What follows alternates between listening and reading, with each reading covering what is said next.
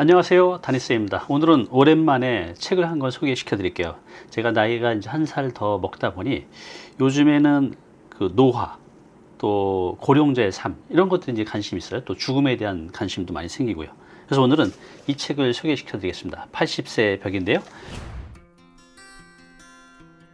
이 책의 저자는 와다 히데키라는 이제 일본 분인데요.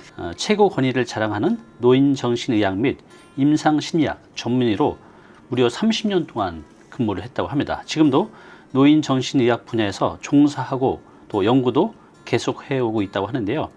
일본에서는 꽤 권위자로 이제 인정을 받고 있습니다. 지금 저희 어머니 나이가 우리나라 나이로 83살이시거든요. 이제 저도 이제 50대 후반, 곧 이제 60을 바라보고 있는데, 그래서 아까 말씀드린 대로 노인의 삶에 대해서 관심이 많아졌어요. 저는 이제 이 책을 읽으면서 꽤 충격을 받았어요. 왜냐하면 제가 이제 저희 어머니에게 나름 이제 효도라고 또 마음을 써서 한 것들이 오히려 저희 어머니의 삶의 질을 떨어뜨렸던 거죠. 그러니까 제 시각에서만 바라봤던 것 같아요. 80세 노모의 삶이 그 시선이 아니라. 그래서 이제 지금은 우리 어머니에게 삶의 질을 높여드리기 위해서 제가 언제 무엇을 어떤 선택을 해야 될지 좀 많이 알게 됐어요. 그리고 제 노후에 대해서도 이것을 어떻게 받아들여야 할지 생각하게 된 좋은 계기가 되었습니다. 이 책의 저자는 우리에게 어떤 메시지를 전하고 있을까요? 제 생각으로는 이 부분인 것 같아요. 한번 읽어볼게요. 80세 이후는 70대와는 완전히 다르다. 어제까지 가능했던 일이 오늘은 안 되는 상황을 수없이 맞닥뜨린다. 저희 어머니를 보면 그래요. 불과 이제 작년만 해도 저랑 좀 더 많이 돌아다닐 수가 있었는데 이제는 차를 타고 1시간 이동하는 것도 굉장히 버거워하세요. 네, 이렇게 작년에 또 어제는 가능했던 일이 오늘은 안 되는 그 상황을 수없이 맞닥뜨린다. 컨디션 난조를 겪는 일도 잦아진다. 암, 뇌경색, 심근경색, 폐렴 등 생명을 위협하는 질병도 생기기 쉽다. 치매인가? 라는 생각에 자신감을 잃는 일도 있으리라. 배우자나 가까운 사람의 죽음을 경험하면서 고독이나 절망에 사로잡힐지도 모른다. 생로병사의 거대한 벽이 거친 파도처럼 덮쳐온다. 굉장히 우울한 표현이죠. 네. 행복은 주관적이다. 즉 자기 자신이 어떻게 마음 먹느냐에 따라서 달라진다. 예를 들면 노화를 한탄하여 이제 이것도 할 수 없고 저것도 할 수 없다며 없다를 되뇌기만 하며 사는 사람이 있고, 노화를 받아들여 아직 이것도 할 수 있고 저것도 할 수 있다며 있다를 소중히 여기면서 사는 사람도 있다. 어느 쪽이 행복할까? 네, 이 저자는 당연히 그럼에도 불구하고 있다를 생각하면서 살라는 거죠. 아직은 내가 할 수 있는 것들을.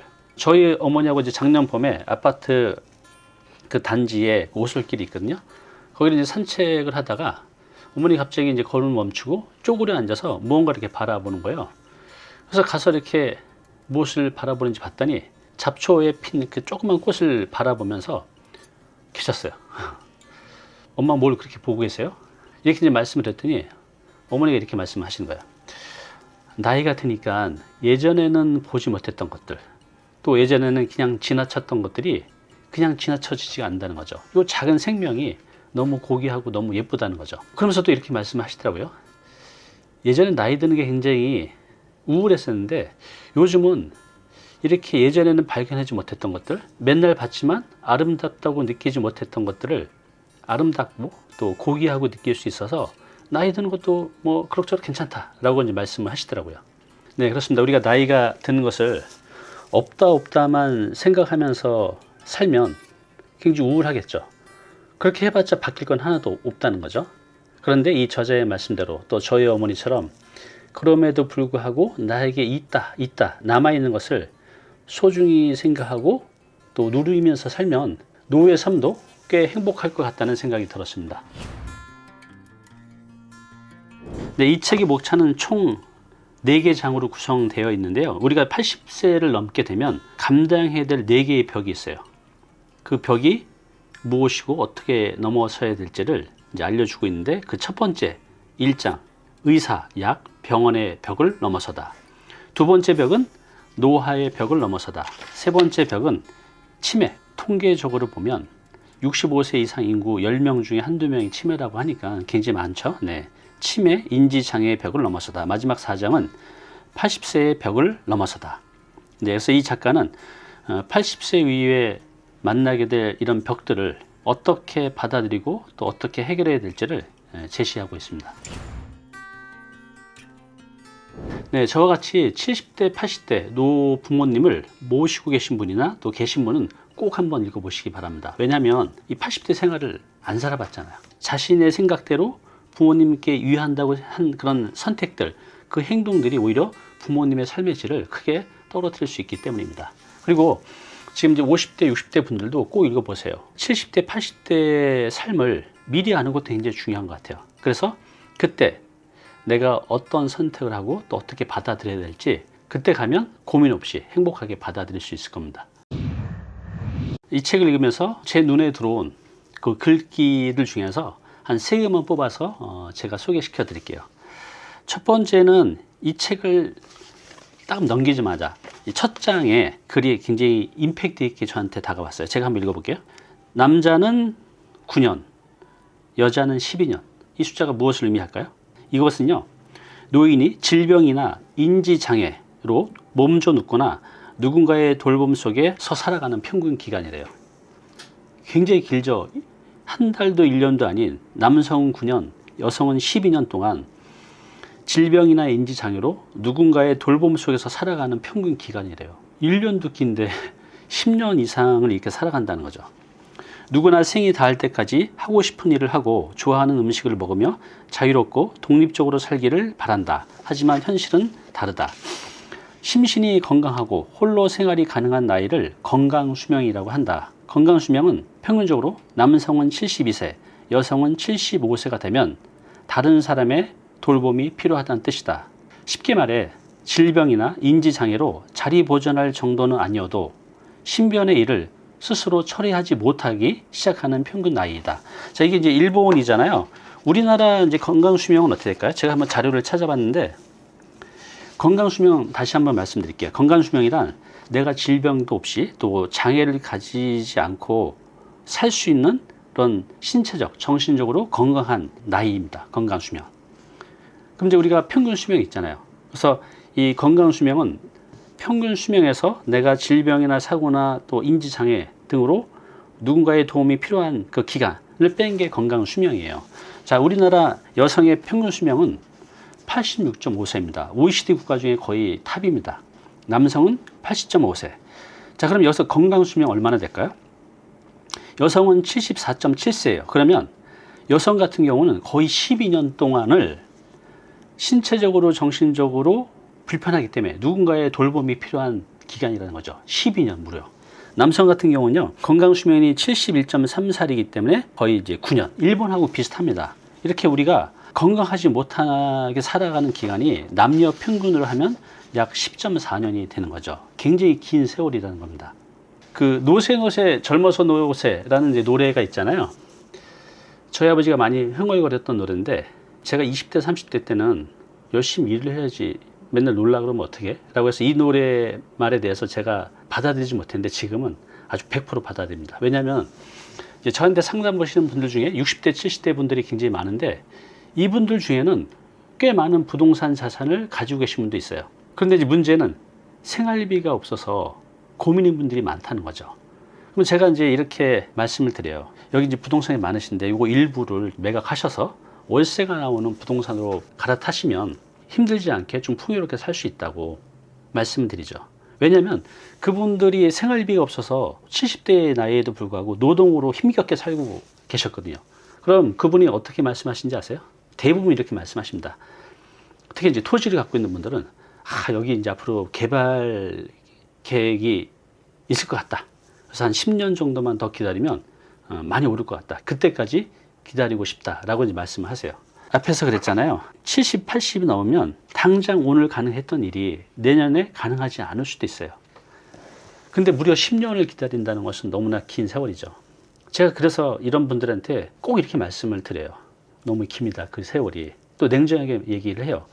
그때까지 건강하게 살아 계신다는 보장도 없다. 빨리 처분해서 매달 나오는 그런 현금 흐름 만들어서 비싼 거 많이 사서 드시고 예쁜 옷 사 입으시고 또 이렇게 건강하게 걸어 다닐 수 있을 때 여행도 많이 다니시라고 말씀을 이제 드리시죠.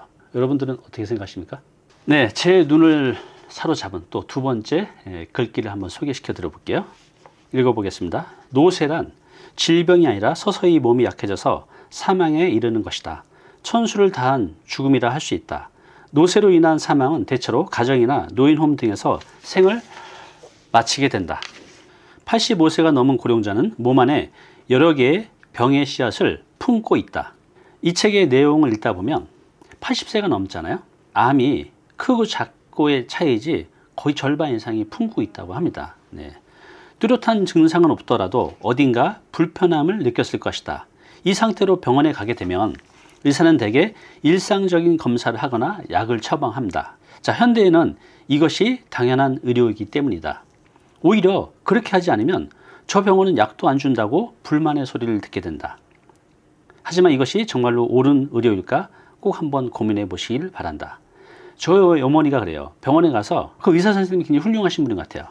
아주 좀 연세가 있으시니까 좀 경과를 보면서 하자고. 근데 저희 어머니는 그러지 말고 좀 센 약 좀 처방해 달라고 그러시는 거예요. 근데 그렇게 안 하고 좀 지켜봅시다 그러면 이렇게 환자들의 불만이 있다는 거죠. 그러니까 의사분들도 또 어쩔 수 없이 처방하고 거기에 맞는 약이나 또 치료를 하는 거죠.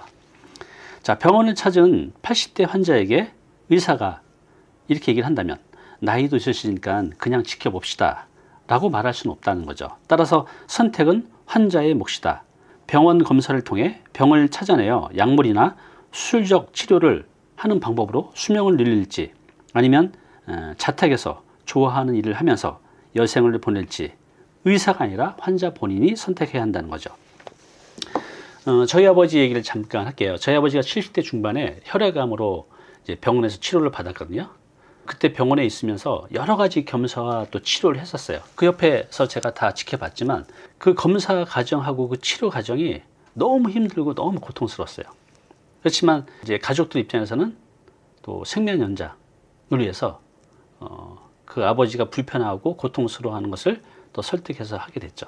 근데 이제 이게 너무 힘든 것들이 한계치에 오게 된 거죠.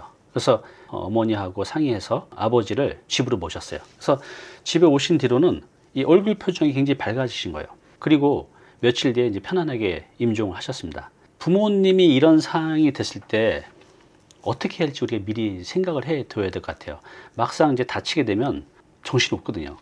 자, 그리고 중요한 것은 본인 스스로 결정해야 될 것 같아요. 내가 정신이 온전할 때, 그죠? 온전할 때 가족들한테 내가 이러이러한 상황이 생기면 생명 연장이나 병원 중환자실에서 이렇게 보내기보다는 난 이제 집에서 편안히 맞이하고 싶다. 이런 이제 얘기를 가족들한테 미리 얘기를 해 두는 것도 좋은 방법인 것 같습니다. 여러분도 한번 생각해 보시기 바랍니다. 제 눈과 마음을 사로잡은 세 번째 글입니다. 제가 한번 읽어볼게요. 높은 혈압, 높은 혈당, 높은 콜레스테롤. 이 세 가지는요, 현대 의료에서 3대 악이라고 불린다고 합니다. 심근경색이나 뇌경색, 뇌졸중의 위험이 있기 때문이다. 약을 먹고 수치를 떨어뜨릴 수는 있지만 그로 인해 몸은 나른해지고 머리가 멍해지는 역효과도 있다는 거죠. 또한 면역 기능이 떨어져서 다양한 병에 노출되기도 쉽다. 이게 이제 부작용이라는 거죠. 그런데도 혈압, 혈당치, 콜레스테롤 수치를 낮추려고만 한다. 무언가 이상하지 않는가? 또 하나 생각해 주길 바라는 문제가 있다. 바로 혈압이나 혈당치를 낮춰도 암의 위험은 줄어들지 않는다는 사실이다.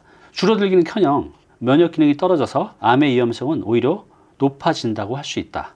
특히 콜레스테롤은 면역세포의 원료가 되기 때문에 콜레스테롤 수치가 높을수록 쉽게 암에 걸리지 않는다는 조사 데이터도 있다. 콜레스테롤에 대해 좀 더 말해두고 싶은 점이 있다.